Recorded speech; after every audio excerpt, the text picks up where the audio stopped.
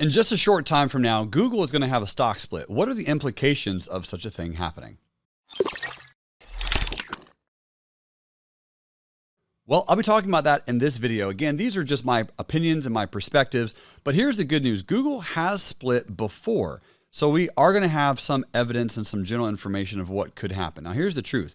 Google has actually only been on the US stock market as an IPO since 2004, and it split a few times since then. In general, Google is an extremely powerful company, powerful stock, and YouTube, which is the second largest search engine in the world, Google being first, YouTube is creating more revenue on a quarter by quarter basis than Netflix makes in a year. So it's something to keep in mind. The reason I'm bringing that up, Google is extremely profitable. And if you're bullish on the internet and you're bullish on America, you should probably be bullish on Google.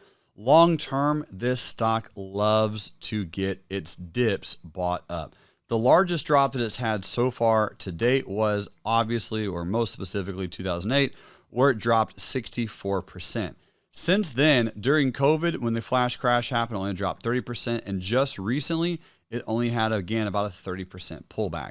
Those are really the three largest pullbacks that Google has had. So big picture, splits or not, if you get the opportunity to buy some shares, absolutely do it. The big question that most people are having right now, should I buy stocks before the split or after the split? And really, there's, I don't think, a specific right answer. What I can say is this. If you buy one share right now, in a few weeks from now, you will have 20 shares at 1/20th the price. So presently, Google's trading around $238. So after the split, it'll be around $140-ish per share, give or take. Now, if you buy one share presently, you will have 20 shares in the future. Should you buy some shares of Google is the question. I think the answer is absolutely, if you love money, of course. Here's the daily chart on Google. And the daily chart, right, with a split coming up in mid-July, my expectation is that we probably slowly grind a little bit higher, running up into the split. As we get closer and closer to the split, once the split happens, we most likely have a little bit of a dip because a lot of people will have excess shares of Google, or so they think. And when they have these more shares, they won't feel as weird about selling some of them off. Because imagine you have 10 shares of Google right now. You have 10 shares of Google, in about a month, you're going to have 200 shares. You might, at that point in time, feel that you're richer, even though they'll be 1/20th the price. If that's the case, what a lot of people will do if they have 200 shares is they'll probably sell 20, 30, 40 shares or so. And if you do that on an expansive network, aka the global market economy, and let's say a few 100 million people decide to sell a few hundred shares of Google, you can most likely get a little bit of a drop, which I do anticipate sometime very close to the split. Now, once that happens, again, you could probably repurchase some shares of Google and own some for the long term. Obviously, Google's extremely, extremely fun to trade actively. And after this split, it will be even more fun to trade because the options will be extremely liquid. The bid-ask spread will be super, super tight. And the price of the stock will not be overly expensive or very, very highly priced as it is now. Amazon just had its 1-for-20 split not too long ago, and right now it's trading at around $123 a share, which is making it very, very fun to actively day trade. This is the first split that Amazon's had since 1999, and what we're doing right now is we're just battling the 200 simple on the weekly chart from the bottom. Another really, really big stock split we had recently was the Trade Desk. The Trade Desk had a 1-for-10 stock split not that long ago, back over here in June. And so what you can see is it did run up into the split. It did actually go a little bit higher. Even though it had a small pullback, we had one more new all-time high in November, and then we had a little bit of a larger crash.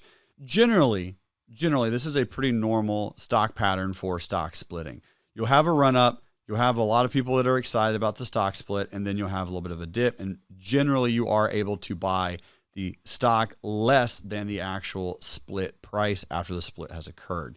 So when the Trade Desk had a 1-for-10, we can kind of clearly see that run up, pull back into here, another nice little move higher, and then a little bit of a crumble. Present day, you're looking at a little bit of a double bottom on the Trade Desk, bouncing off of the 200 simple on a weekly with two nice little hammers. I do expect Trade Desk to go a little bit higher. But again, that 1-for-10 stock split is a pretty interesting event because you simply get shares at a much, much lower price. Stock splits, in my opinion, are the one thing that far surpasses real estate in terms of wealth expansion, because you can have 20 or 200 multifamily units or single family homes that you're renting out. But one thing for a fact, those houses don't just randomly multiply to give you more opportunities and more growth. What the heck do I mean by that? Well, let's take NVIDIA as an example. So NVIDIA also had a stock split not that long ago. And imagine you had 500 shares of NVIDIA before the split. Well, after the split, you now have approximately 2,500 shares. And then the stock after the split increased quite substantially. So after the stock split on NVIDIA, we went up about another 100%. So you're getting a 100% return on the additional 2,500 shares that you have. So now you are getting exponentially more money because you have more shares and the stock price increases massively. That's what you're hearing all about when you hear about huge wealth creation in the stock market. Remember those presentations that you might have watched in high school or college when they're like, if you would have bought Microsoft or Apple in 1987 with $47, you'd have $1 million. Well, that's because of stock splits.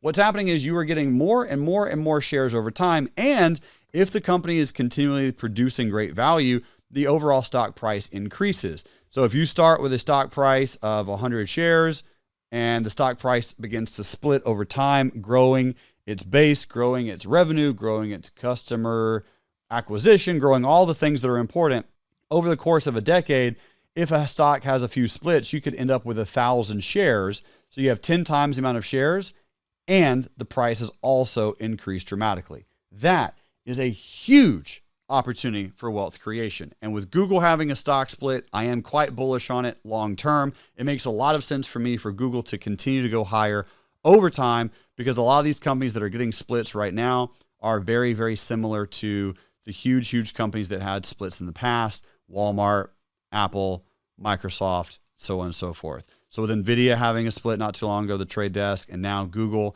having another split again, if you can get some shares of Google, that seems like a very reasonable financial investment to make. Thank you so much for watching this video. I hope it was helpful. If you have any other questions about stock splits, or if you have any questions at all about the implications of the stock split on Google or what you should do in your position, post it in the comment section below, and I'll be happy to provide simply my opinion, but not investing advice, because I do not have a license and I am simply here to enrich lives. Thank you so much for watching. You rock.